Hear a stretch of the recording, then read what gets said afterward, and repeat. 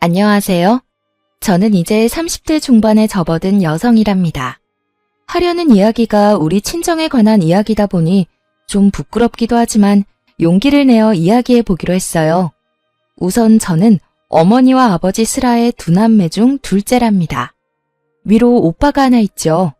저희 엄마 아버지는 평가하자면 뭐랄까 아주 계산에 밝은 분들이었어요. 돈에 민감했고 그만큼 다른 사람에게 인색했답니다. 단 한 사람, 오빠한테는 지나칠 정도로 후했어요. 오빠는 할아버지, 아버지에 이어서 3대 독자인 아들이었어요.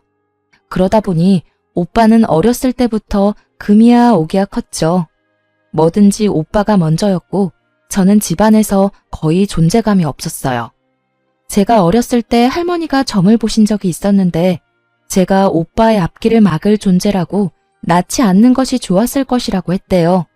부모님과 할머니는 그 점쟁이의 말을 아주 확실한 것으로 믿어버린 것 같았어요. 그래서 저는 마치 길에서 주워온 아이처럼 살았거든요. 초등학교를 다니던 시절인 어린 시절부터 부엌 심부름을 하며 자라야 했어요. 초등학교 시절 얼마나 먹고 싶은 것도 많고 갖고 싶은 것도 많은 시절인가요? 저는 먹을 것 하나, 갖고 싶은 것 하나 제대로 먹고 가질 수가 없었어요. 우리 집은 부유하지는 않았지만 그렇다고 해서 남에게 아쉬운 소리 할 만한 집안은 아니었는데도요. 경수가, 오빠가 잘 돼야 우리 집안이 잘 되는 거지. 너는 중학교 졸업하고 아르바이트해서 집안에 좀 보태라. 그리고 오빠가 좋은 대학에 가도록 다들 노력하자꾸나. 중학교밖에는 보내주지 않겠다는 청천벽력 같은 말이었죠. 저는 대학은 꿈도 안 꿨지만 그래도 고등학교는 보내줄 줄 알았어요. 결국 저는 고등학교 진학을 포기했고 근처 편의점에서 일하면서 고등학교를 혼자 힘으로 마치기로 했죠. 밤낮 교대 근무를 하면서 남는 시간에 열심히 공부했어요. 반면에 오빠를 대학에 보내기 위해 엄마 아빠는 별별 노력을 다 하더라고요. 과외 선생을 붙인다, 비싼 학원에 보낸다 등등 할 수 있는 일은 다 했답니다. 그런데 오빠는 이미 공부든 뭐든 스스로 하는 일에는 익숙하지 않았죠. 공부라고 해서 뭐가 다를 게 있겠어요. 스스로 할 의지가 없는 사람에게 과외 선생도 비싼 학원도 도움이 되지 않았답니다. 백약이 무효였지요. 저는 집안에서 전혀 지원을 받지 못한 채로 편의점에서 아르바이트를 해가면서 고등학교를 검정고시로 마쳤어요. 몇 년의 노력 끝에 지방이지만 교대에 입학하게 되었죠. 그리고 3번을 도전한 끝에 임용고시에 붙었어요. 너도 이제 집에 돈을 좀 내놔야지. 지금까지 키워준 것이 있는데 돈이 없는 것도 아니고 이제 버니까 집에 생활비 내놔라. 너도 조금 쓸 돈은 필요할 테니 한 20만 원 빼놓고 나머지는 집에 내놔라. 엄마는 제가 선생님을 시작하고 첫 월급날부터 제 돈을 노리더군요. 엄마가 어떻게 나한테 집에 생활비를 내놓으라고 하는 거예요? 나 어렸을 때부터 집안의 식모나 다름없이 컸어요. 고등학교 공부도 안 시켜줬잖아. 편의점에 취직할 때 미성년자라고 취직 안 시켜준다는데 부모 동의 받아오라니까 엄마 얼른 도장 찍어주던데요. 그 돈까지 달라고 했으면 지금 달라고 하면 안 되지. 설마 그 도장 찍어준 대가로 생활비 내놓으라는 거예요? 엄마가 저한테 해준 게 대체 뭐가 있다고 돈을 내놓으란 거예요. 엄마의 요구를 거절했어요. 그리고 아예 집을 떠나서 학교 근처에 자취방을 하나 구했죠. 집을 벗어나니 정말 세상이 자유롭더군요. 그러나 돈을 요구하는 엄마의 연락은 집요하게 계속되었어요. 오빠는 왜 나가서 아르바이트도 못한대? 오빠한테 나가서 일해서 집에 돈 내놓으라고 하세요. 분명 말하는데 나는 한 푼도 못 줘요? 오빠는 도대체 무슨 생각인지 매일 집에서 빈둥빈둥 프로야구나 보면서 시간을 보내는 것 같더군요. 엄마의 생활비를 요구하는 방식은 이제 아주 노골적이었죠. 어느 날 제가 퇴근을 하려는데 학교 앞에서 엄마가 기다리고 있더라고요. 제가 그렇게 거부하는데도 또 씨알도 안 먹힐 요구를 하더군요. 오빠가 어떤 괜찮은 직장에 면접을 보아야 한다며 면접에 입고 갈 명품 양복을 사달라고 말이죠. 그런데 놀랍게도 상무직함의 자리라죠. 그리고 요구하는 양복의 가격이 거의 200만 원에 육박하는 양복이었고요. 헛웃음이 나올 수밖에 없었어요. 절대 안 된다며 거절하긴 했지만 절대로 정상적인 회사는 아니다 싶었는데 나중에 알고 보니 어떤 술집이었어요. 술집의 술 상무자리였죠. 하긴 술 좋아하고 담배 많이 피우고 오빠에게 딱 맞는 자리라는 생각은 들었죠. 그러던 중 퇴근 후 엄마가 웬일인지 사근사근한 목소리로 집으로 오라고 하더라고요. 또 돈 얘기겠지 싶어서 가기 싫었지만 인사할 사람이 와 있다고 하기에 억지로 집으로 갔어요. 얘, 인사해라. 네 옳게 될 사람이야. 얘가 우리 딸인데 일이 잘 풀려서 선생님이지 뭐니? 서로 인사들 해라. 시누이 옳게 될 사이들 아니냐. 아마 우리 딸이 결혼할 때 많이 도와줄 거다. 오빠가 일하는 그 술집에서 일하는 사람인지 아니면 손님이었는지 모르겠지만 그 술집에서 만난 사이라고 하더군요. 이번에는 오빠의 결혼 자금을 끈질기게 요구했어요. 하지만 저는 축의금 봉투 하나만 전달하고 제 역할을 끝냈죠. 오빠는 결혼을 해서도 자기 살림을 꾸릴 능력이 없는 사람이었어요. 그 올케라는 사람도 도대체 밖에서 뭘 하는지 집에 붙어있지 않고 돌아다니는데 왜 두 사람 먹고 살 돈조차 벌 수 없는지 황당하더군요. 네 오빠가 그 상무자리 그만두고 사업을 좀 할 것 같구나. 그래서 말인데 경수가 네가 직업도 확실하고 신용도도 좋으니 대출을 최대한 받아서 좀 보태라. 네 오빠가 이번엔 사업 아이템을 제대로 잡았어. 생활비조차 못 버는 사람이 사업이라니. 그것도 대신 대출을 해달라고 부탁하는 엄마가 더 이상 제 부모로 보이지 않았어요. 저는 분명히 오빠한테 가는 돈은 못 해준다고 딱 잘라 말했고요. 한 푼도 못 내놔요. 나 어릴 때 부엉이라면서 자란 사람이에요. 인형 하나 사달라고 그렇게 말해도 누가 쳐다보기나 했어요? 내가 간신히 용돈 모아 사서 놀던 종이 인형 태우면서 놀던 오빠예요. 내가 너무 화가 나서 오빠를 밀었다고 나 매 무척 맞았어요. 도대체 밥 먹고 화장실 가는 거 말고 오빠가 스스로 할 수 있는 일이 뭔데요 대체? 이번에도 엄마 아버지가 대신 사업자금 마련해 주세요. 공부랑은 상관도 없는 사람 3수 4수까지 시키면서 대학 보내겠다고 들인 돈 정도면 오빠 사업자금 대고도 남아요. 보세요. 얼마나 능력이 없으면 결혼하고 나서도 부모 손길 떨치지 못해 애새끼 마냥 돈 달라고 하는 꼴을 좀 보시라고요. 오냐 그래. 내가 너한테 뭘 바라겠냐? 아이고 제 오빠 앞길을 가로막을 것이라고 하더니만 아주 그 말이 딱 맞아. 제 오빠가 일을 하겠다는데 한 푼도 못 돕겠다고? 이게 낳고 키워준 대가냐? 엄마하고 이렇게 큰 싸움이 되었어요. 엄마가 절 한 대 칠 듯이 말했지만 제 입장을 굽히지 않았죠. 그런데 올케가 결혼한 지 7개월 만에 아들을 낳았어요. 알고 보니 속도 위반이었죠. 그렇게 세월이 지나면서 저도 이제 결혼을 생각할 나이가 되었어요. 같은 학교 동료 교사 한 사람이 제 마음에 들었죠. 학교 안에서 이 사람의 성실성과 근면함을 인정하지 않는 사람이 없었거든요. 인사고과 성적도 좋았고 학생들에게도 인기가 있는 사람이었어요. 그리고 그 사람을 아는 모든 사람들이 착하다고 평가하는 사람이었죠. 저하고는 나이 차이가 좀 있었거든요. 처음엔 서로 설레는 마음을 안고 연애를 시작했는데 시간이 지나도 선뜻 결혼하자는 말을 안 하는 거예요. 결국은 제가 먼저 마음을 밝혔는데 단번에 차이고 말았답니다. 나도 경숙 씨 참 좋아하는데 내 처지가... 미안해요 경숙 씨. 나 살기 바빠서 연애는 지금처럼 가볍게 해도 저는 결혼은 못하겠어요. 정말 미안해요. 거의 울다시피 이런 말을 하는 것이었어요. 그 다음 날부터 그 사람에 대해 여기저기 물어보았어요. 동료 교사가 저에게 몰랐냐며 한 가지 말을 해주더군요.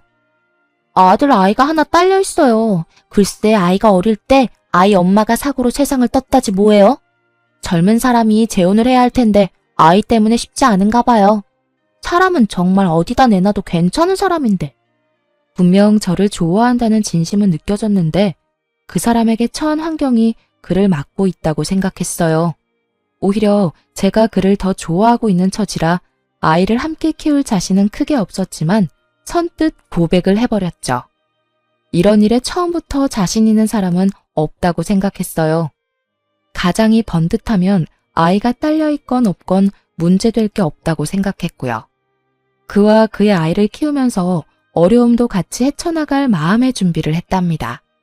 저희 집에서는 한바탕 또 말거리가 생긴 셈이었죠. 하긴 네 주제에 그런 결혼밖에 더 하겠니? 부모한테 따박따박 대들면서 성질머리를 부렸었더니 아주 좋은 사람을 만났구나. 굳이 반대할 생각 없다. 네 마음대로 하려무나. 하지만 결혼 준비는 네가 다 알아서 해라. 네 오빠 결혼시켜서 돈도 없지만 말이다. 그렇게 그 사람과 100년 가약을 맺었답니다. 아이는 초등학교 1학년이었는데 눈이 똘망하니 귀여운 아이였어요. 신혼여행을 갔다 와서 친정이랍시고 인사를 갔는데 하다못해 사위 대접할 음식 하나를 제대로 만들어 놓지를 않았더군요. 제가 미안해서 남편에게 얼굴을 들 수가 없을 정도였어요. 그리고 어쨌든 제가 키우게 된 아이니 집에 인사를 시켰죠. 오빠의 아들과 내 아이에 대해서 차별은 뭐 보나 마나였죠. 아이는 둘인데 과자는 한 봉지만 사와서 어린 조카만 먹이는 것이었어요. 어릴 때 오빠와 저를 차별하는 것과 똑같더군요. 자칫하면 아이에게 저 어릴 때와 같은 상처를 줄 것만 같아 조마조마했어요. 아이가 참 어리지만 제 아빠를 많이 닮아 정말 착했어요. 남편은 말할 것도 없이 성실하고 착했고 아이도 수줍게 저를 잘 따랐어요. 남들이 뭐라고 하건 저는 정말 행복한 결혼 생활을 누리고 있었죠. 하지만 한 가지 걱정거리가 있었어요. 그것은 남편이 너무 착해 빠졌다는 것이었죠. 불쌍한 걸 보면 그냥 지나칠 줄 모르는 사람이었어요. 주머니에 차비 한 푼 안 남기고 길거리에서 폐지를 줍는 할아버지에게 다 털어서 드리고는 걸어오는 일도 있었어요. 그러던 중에 우리 집에 뜻밖의 사람이 찾아왔는데요. 웬 품이 있어 보이는 노신사가 저희 집을 두드렸죠. 저는 신명순 씨의 유언을 집행하러 온 변호사입니다. 신명순 씨가 유일한 혈족인 김남훈 군에게 상속분을 남기셨어요. 무슨 상속일까 싶어서 이야기를 들어보았는데 알고 보니 상속을 해준 사람은 아이의 친외할머니라는 것이었어요. 아이의 엄마는 그 할머니의 외동딸이었고 아이 외에 다른 혈족도 없다는 것이었죠. 그래서 아이에게 유언으로 단독 상속을 받도록 했다는 것이었어요. 그런데 그 상속의 내용을 보고 저흰 정말 깜짝 놀랐답니다. 경기권의 토지에 상가에 현금에 수십억에 달하는 재산이었어요. 아이 아빠도 자신의 전 장모에게 그런 정도의 재산이 있었다는 것은 몰랐다고 하더군요. 아이 아빠는 집이 좁아서 아이가 뛰놀기에 적당하지 않고 제가 불편할 것이라며 우선 집부터 옮겼고 그러고는 다른 일에 특별히 돈을 쓰지 않더군요. 학교도 그만두지 않고 여전히 성실하게 일했고 저 역시도 계속 학교에 나갔어요. 그렇게 평상시와 다름없는 일상이 흐르고 어느 날 친정에서 전화 한 통화를 받게 되었어요. 남편과 함께 친정에 가보니 그야말로 난리가 났더군요. 아이고 내 팔자야. 같이 사업을 하겠다기에 여기저기서 빚을 얻어서 3억이나 만들어 주었더니 그걸 들고 튀어버렸어. 이 썩을 며느리년이. 아이고. 네 오빠 사업할 돈이었다. 아이고. 그걸 몽땅 가지고 날라버렸어. 내가 사람을 미리 알아보았어야 하는 건데. 엄마가 땅을 치고 울고 있었고 아버지는 창가에서 담배만 피우고 있었어요. 도대체 우리 가족들 능력으로 어떻게 3억이나 되는 돈을 마련할 수 있었는지 알 수 없는 일이었어요. 그런데 이 일의 불똥이 우리 집에까지 튀고 말았죠. 여보게 김서방, 자네 처가가 알다시피 지금 난리가 났네. 3억 원만 좀 도와주게. 자네 입장에서 3억 원은 별 큰 돈은 아니지 않나. 꼭 좀 도와주게. 예, 경수가, 네 남편한테 말 좀 해봐 어서. 제게 부탁하면 씨알도 안 먹히니 마음 약한 남편을 건들기 시작했어요. 설마 착한 제 남편이 그러겠다고 말이라도 해버릴까봐 단번에 싫다고 거절했죠. 지금 그걸 말이라고 해요? 3억이 어디서 났는지 모르겠지만 3억을 관리 못한 오빠 책임이지 왜 우리한테 빌려달라 그래요? 돈 앞에서 치사하게 굴 때는 언제고 우리 식구한테 요구할 입장이 된다고 생각해요? 오빠가 스스로 일을 해서 벌어서 써야죠. 그놈의 사업. 사업할 주제도 안 되면서 그저 남 밑에서 일하기 싫어서 그깟 사장 소리 들으려고 사업하는 거 정말 우습지도 않아요? 올케라는 사람, 그 사람도 술집에서 만났다며. 그럼 이런 일 일어날 줄 몰랐다는 게 말이 돼? 앞으로 이 지긋지긋한 집이랑 인연 끊을 테니까 돈 빌려달라는 말 다시 꺼내기만 해봐. 그리고 우리 남편한테 몰래 연락해서 돈 달라고 압박 주기만 해봐요. 그땐 진짜 가만 안 있어. 다 뒤엎어버릴 테니까. 내 말 잘 알아들어요? 제가 아주 단호하게 거절을 하니까 집요하게 조르던 부모님이 일단 물러서더군요. 저는 이렇게 친정집으로부터 더 멀어지고 있었어요. 엄마, 아버지도 그리고 그 한심한 오빠도 더 이상 보고 싶지가 않더라고요. 착하디 착한 남편은 또 가족끼리 그러는 거 아니라고 저를 설득했고요. 저는 남편한테 착한 것이 나쁜 것은 아니지만 무조건 착한 것도 문제가 될 수 있을 것이라고 따끔하게 일렀죠. 그런데 그 무렵 친한 친구한테 전화를 한 통화 받았어요. 예, 경수가, 이게 얼마만이니? 너 결혼식 때 보고 이게 처음인가 보다. 얼마나 깨가 쏟아지길래 이렇게 연락이 없니? 저는 그동안 직장 다니랴 아이 키우랴 정신이 없었다고 친구한테 미안하다고 사과를 했는데 뜻밖의 대답이 들려왔어요. 예, 나 말야, 네 오빠 제주도에서 봤는데 꽤 고급 호텔이었거든?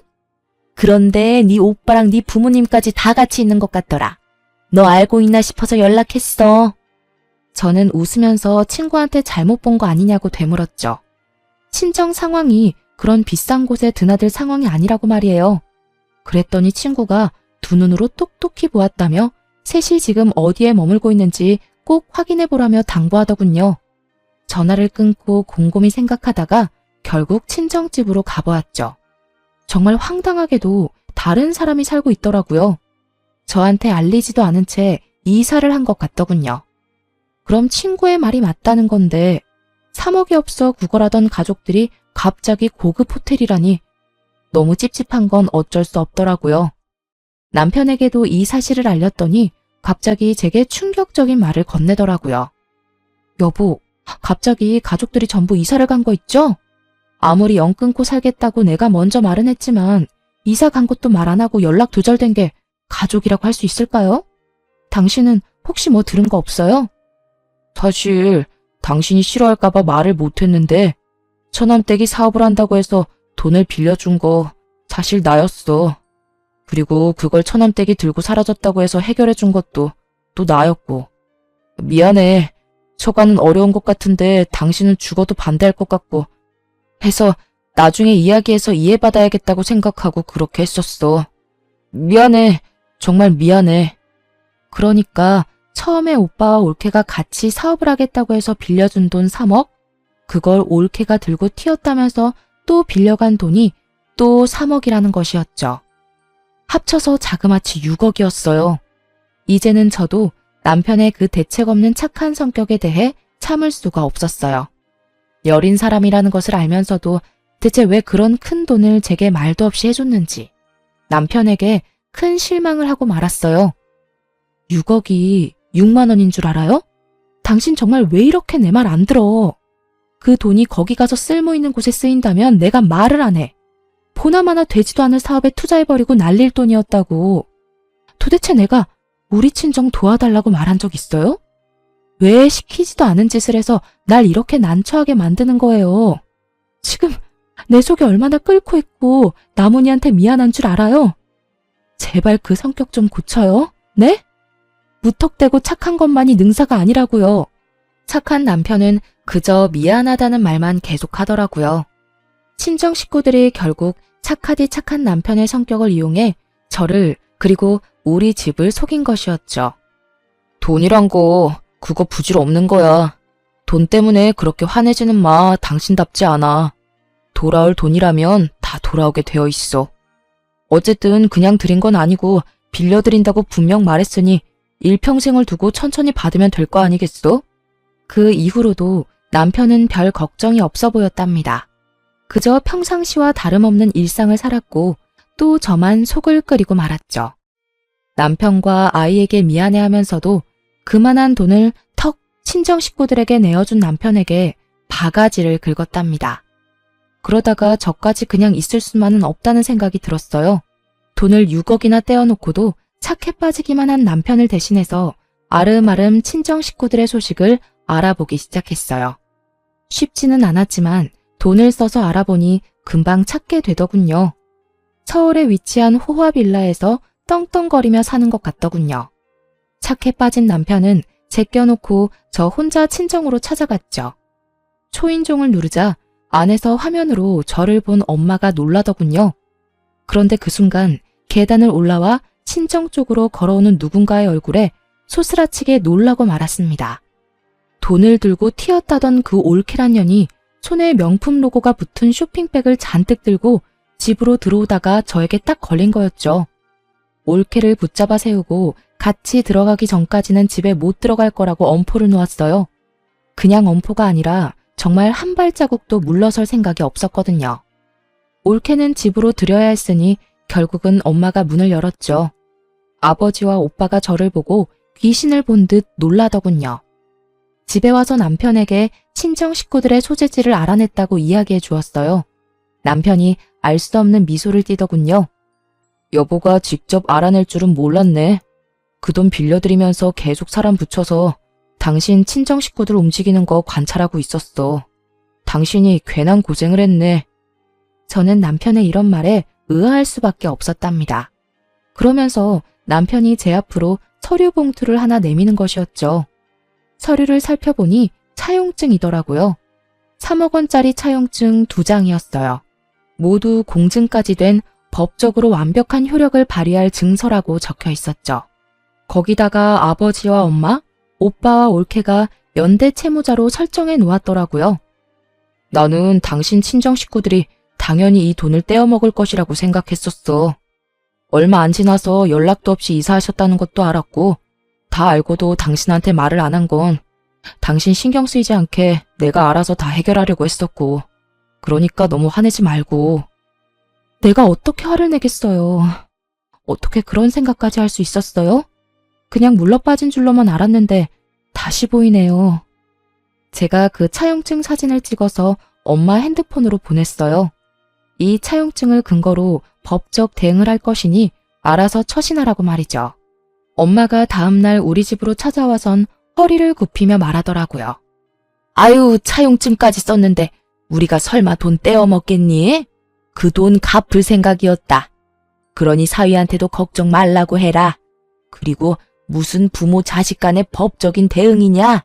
그런 말 말고도 우리 이제 왕래하며 지내자꾸나.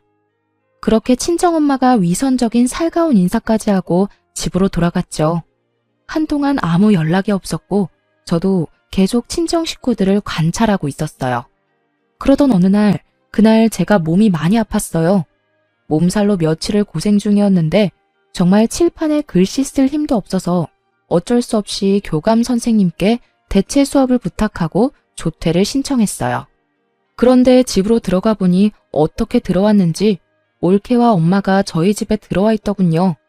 당황한 건 서로 마찬가지였어요. 네가 왜 벌써? 아직 올 시간이 아닌데. 아니, 난 몸이 아파서 조퇴했는데 지금 우리 집에서 뭘 하는 거예요? 도대체 어떻게 들어왔어요? 왜 남의 허락도 안 받고 들어와요? 그런데 당황하던 엄마와 올케가 득이양양한 미소를 짓고 말했어요. 다 들어오는 방법이 있지. 그나저나 네가 그렇게 내세우던 차용증이 이제 우리 손에 있구나. 저는 순간적으로 차용증이 있었던 서재로 향했답니다. 남편의 책상 서랍 잠금 장치가 부서져 있었고 그 안에 있던 차용증이 둘 다 사라져 있었죠. 차용증을 손에 넣은 올케와 엄마는 아주 의기양양하게 집에서 나가더군요. 도어락 비밀번호를 어떻게 알았을까 싶었어요. 올케와 엄마가 그렇게 돌아가고 퇴근한 남편에게 말했어요. 차용증을 훔쳐갔다고 말이에요. 남편이 서재를 보더니 한숨을 쉬더군요. 걱정하지 마. 내가 다 알아서 할 테니까. 아무래도 일을 좀 더 빨리 진행시켜야겠네. 그러더니 어딘가에 전화를 걸어서 질문을 몇 가지 하더니 설명을 들은 남편은 고개를 끄덕이며 겉옷을 챙기기 시작했어요. 잠시 나갔다 오겠다던 남편은 어떤 신사분하고 같이 들어오더니 제게 얼른 친정으로 가자고 말하더군요. 영문도 모른 채 일단 남편을 따라 나섰죠. 친정으로 가자 의외로 쉽게 문을 열어주더군요. 아마도 차용증이 자신들의 손에 있다는 자신감 때문이었을 거예요. 가보니 네 식구 모두 있었어요. 장모님, 그리고 처남댁, 저희 집에 무단으로 침입하셨네요. 어떻게 문을 열었을지는 저도 다 압니다. 당신들 뒤에 붙여놓은 사람들이 전부 낱낱이 말해줬거든요. 도어락 기술자한테 연락해 경숙씨 주민번호까지 도용해선 문 좀 열어달라고 부탁했다지요. 3배가 넘는 돈을 지불하면서요. 이거 명백히 주거 침입입니다. 제가 그것도 모르고 있을 줄 알았나요? 그리고는 남편이 핸드폰을 열어 파일을 찾더니 오디오 파일 하나를 들려주는 것이었어요. 아이고 내 팔자야. 같이 사업을 하겠다기에 여기저기서 빚을 얻어서 3억이나 만들어 주었더니 그걸 들고 튀어버렸어. 이 썩을 며느리년이. 아이고. 엄마의 이 거짓 하소연이 그대로 녹음되어 있는 것이었어요. 오빠의 목소리도 또렷하게 녹음되어 있더군요. 올케와 사업을 하겠다고 하면서 3억 원을 빌려달라면서 언제까지 갚겠다며 약속하던 말이었어요. 너무 큰 돈을 요구하시기에 제가 할 수 없이 녹음을 좀 했습니다. 첫 번째 채무에 대해서는 당연히 갚을 날짜가 지났으니 채무 불이행 소송을 진행할 생각입니다. 그리고 두 번째 채무에 대해서도 도주한 사실이 없는 처남댁이 도주했다고 하면서 또 저를 속이셔서 돈을 빌려가셨으니 당연히 사기죄로 법의 심판을 받게 할 것이고요. 그리고 그 신사분이 봉투를 열어 서류들을 꺼내 보이는 것이었어요. 집에 있던 차용증을 자세히 안 보신 모양입니다. 그것들은 모두 사본이에요. 정보는 공증을 맞춰서 제게 보관을 시키셨죠. 저는 이분의 변호사입니다. 엄마와 올케 얼굴이 새파랗게 질리는 것을 볼 수 있었죠. 에이, 자네가 설마 그걸 가지고 우리를 어떻게 하려고? 자네 착한 사람 아닌가? 그리고 그 돈 정도야 자네 입장에서 큰 돈도 아니고 말이야. 그저 저가 좀 도와주었다고 생각하면 되는 게야. 자네는 길거리에서 일하는 할아버지도 지나치지 못하고 도와준 사람 아닌가? 친정아버지는 당황하면서 이 사태를 없던 것으로 덮으려고 애를 쓰더군요.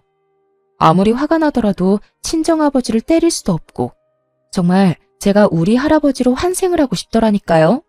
그러면 하다못해 종아리라도 몇 대 칠 수 있잖아요. 길에서 일하는 할아버지야. 그 연세에도 열심히 사시는 분이니 차비까지 털어서 도와드렸죠. 그분이 정말 필요한 일에 쓰시겠다고 6억을 빌려달라고 하면 저 또한 빌려드릴 용의가 있습니다. 스스로 노력이라는 걸 하는 사람이니까요. 그런데 지금의 경우는 그 경우하고 완전히 다른 것 같은데요. 이렇게 말하는 남편이 마치 처음 보는 사람 마냥 낯설게 느껴지더군요. 그 착해 빠진 사람은 어딜 가고 마치 영화에서 본 셜록 홈즈 같이 날카롭고 냉철해 보이는 남편이 제 눈앞에 서 있었어요. 제가 2번이나 아무 말 없이 도와드렸죠. 그리고 평상시에 제 성격을 아시고는 공증된 차용증까지 만드시고도 아무 일도 없을 것이라고 생각하셨겠죠. 하지만 말입니다. 동네를 돌아다니는 코딱지만한 강아지도 꼬리를 밟히면 짖는 법입니다. 제 믿음을 2번이나 배신하셨어요. 만일 정말로 처남과 처남댁이 사업을 할 돈이었고 그걸 처남댁이 들고 사라졌다고 한다면 저 이 차용증 사용하지 않았을 겁니다. 그런데 네 분이 완전히 저를 바보로 생각하셨네요. 그래서 2번에 걸쳐 6억을 저를 속여 뜯어내신 거였고요. 애초에 처남과 처남댁의 사업 얘기부터가 거짓이었죠. 엄마는 훔쳐낸 차용증이 사본이라는 것을 알고는 이성을 잃고 씩씩거렸죠. 거실을 이리저리 돌아다니면서 분을 삭히려고 하는 것 같았어요.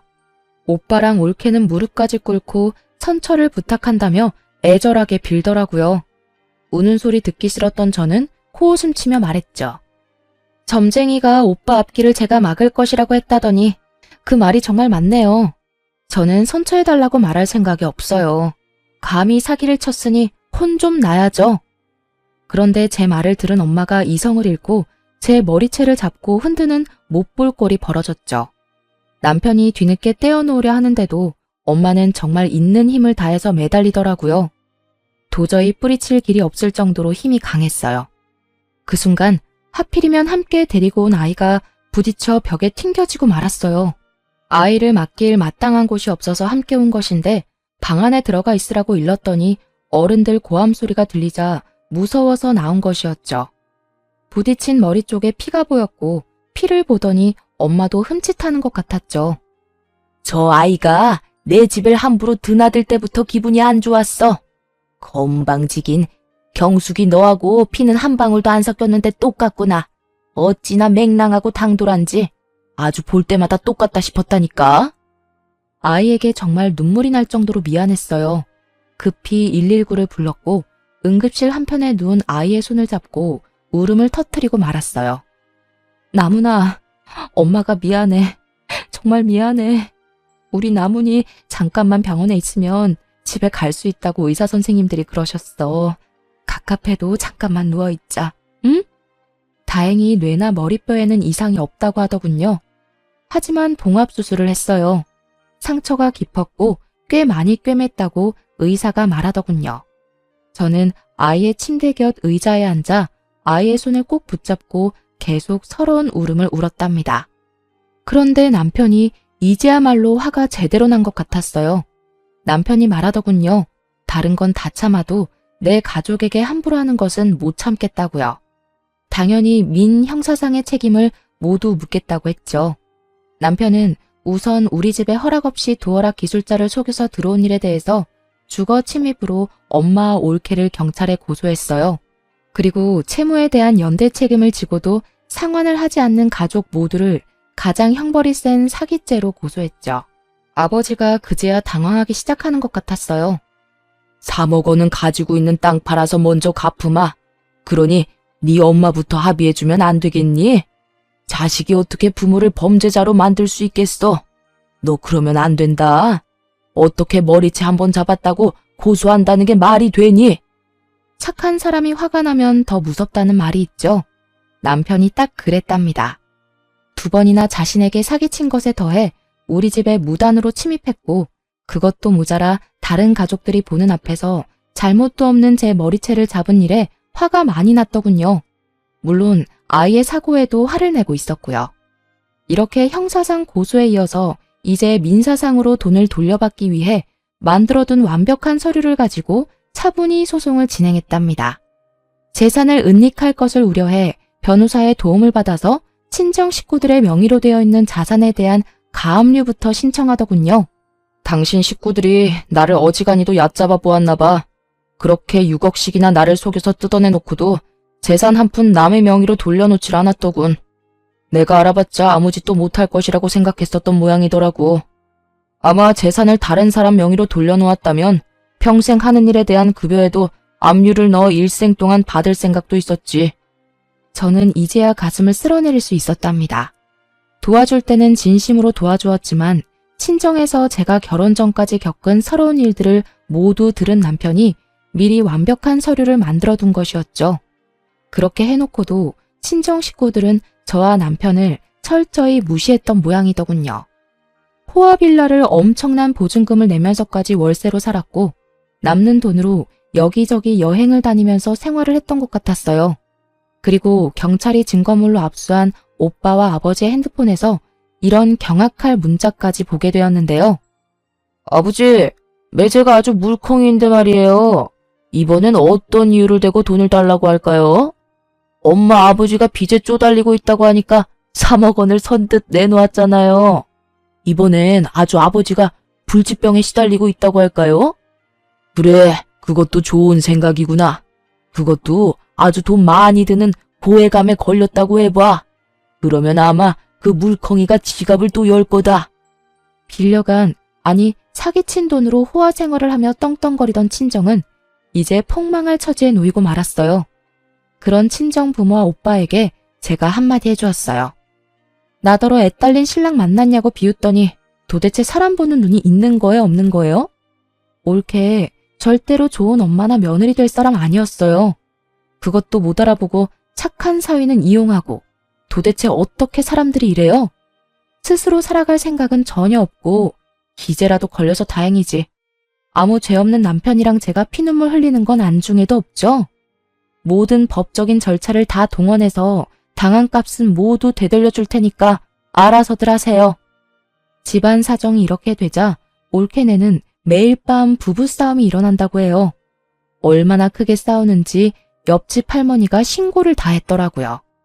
정말로 올케가 집을 나가겠다고 선전포고를 했는지 부모님도 한 번 더 찾아와 제게 싹싹 빌더군요.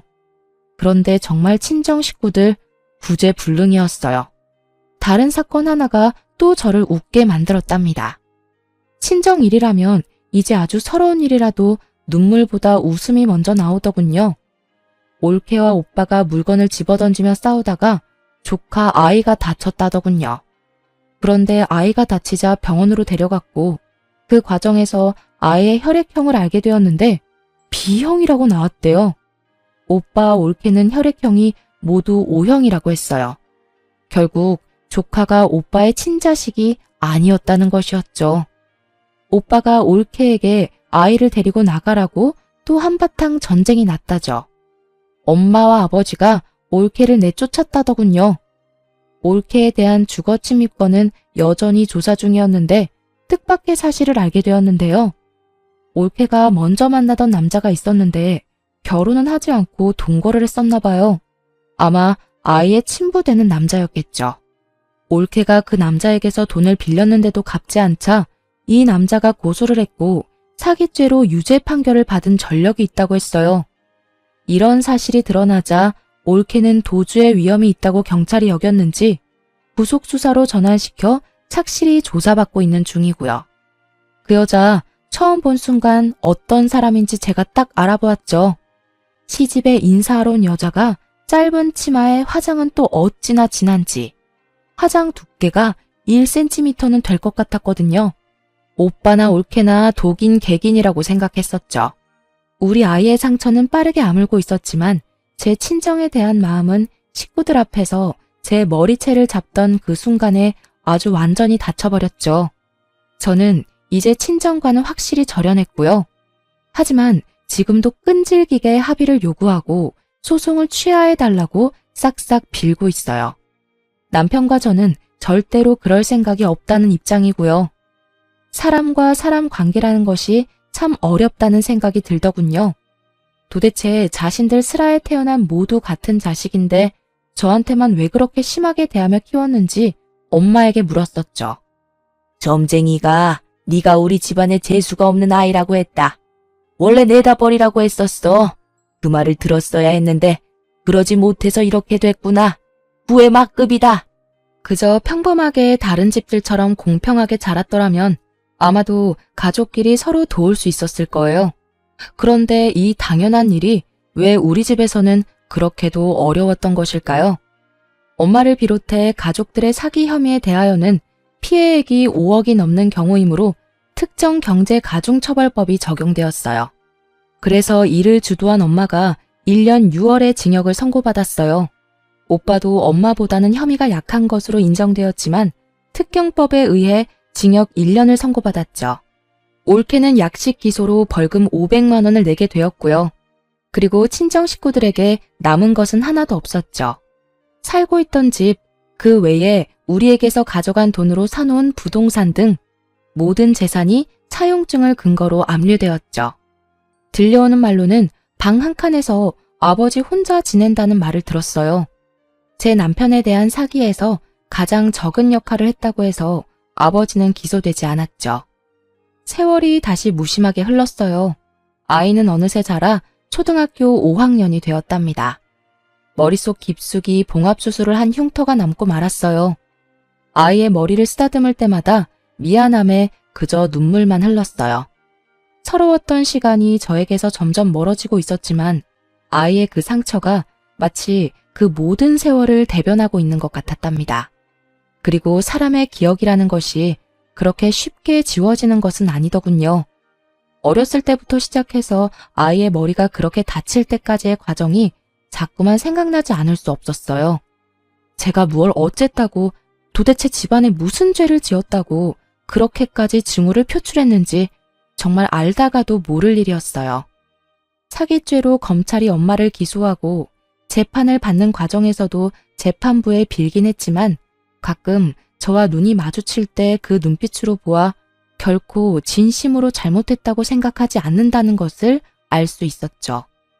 최근엔 우리 가정에 경사 하나가 생겼답니다. 다름 아니라 제가 임신을 하게 된 것이었어요. 차별, 생각만 해도 끔찍한 그 일을 혹시 제가 저지르지 않을까 내심 큰 걱정이 되었어요. 내가 우리 나문이하고 이제 곧 태어날 아이를 조금이라도 차별하는 일이 생기지 않을까요? 나도 사람이고 무엇보다 핏줄이라는 게 무서운 거라서 내가 조금이라도 그 사람들을 닮지 않았을까 걱정이 되거든요. 아이를 가졌다고 마냥 기쁠 수가 없어요. 당신 집안에서 누구 하나라도 중심을 잡고 잘못된 것이라고 했었다면 예컨대 아버님이라도 그러셨다면 일은 많이 달라졌을 거야. 우선은 당신이 반듯한 사람이고 내가 있잖아. 동생이 생긴다는 말에 남훈이도 좋아했어요. 손을 꼽아가면서 동생을 기다리는 것 같더군요. 비록 오빠가 있었지만 형제간의 정이라는 것은 생각도 못했던 제 어린 시절의 처지가 다시 생각났죠. 우리 아이들은 그런 일 없이 잘 자라나겠죠? 지금까지 지지리도 부모 복은 없지만 남편 복과 자식 복은 있는 제 이야기를 길게 들려드렸어요. 앞으로 제 앞길에는 행복한 일만 있을 것이라고 생각한답니다. 긴 글 끝까지 들어주셔서 감사합니다.